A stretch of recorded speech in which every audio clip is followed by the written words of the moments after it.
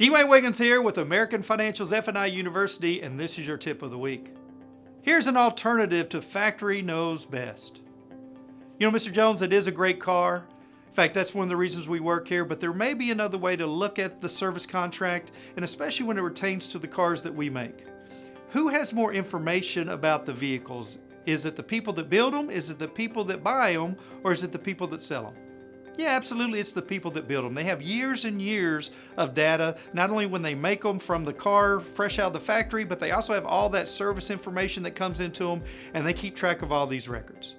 And keep in mind that the main goal of our manufacturer is to sell more cars. And I think you and I will both agree that if we were able to double the factory warranty, we might even be able to double our sales, or we'd sell a lot more vehicles, right? But the factory doesn't do that. Why not? I mean, there should be very little risk. It is a very good car. But the reason they don't do that is because somebody put a pencil to it, and at some point they decided where is the line of being profitable.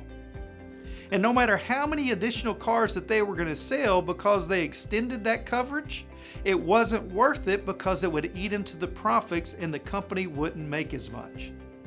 So what they do is at that point in time, they're going to pass that risk on to the owner of the vehicle. Now, if the person that has the most information and the most data isn't willing to accept that risk after 3 years 36, why would you want to accept that risk? Would it make more sense to go ahead and take that risk and pass it on just like the factory is? But in this example, you get to pass it on to the service contract that we're spoken about. And the only thing at this point that you're going to have at risk is that $100 deductible. Wouldn't that be a better option? So here's the thing. When you talk about the vehicles that you're selling, if they're a great vehicle, don't diminish your brand, but just talk about who has the data and where does the data make sense, and that is a great way to illustrate the need for a service contract.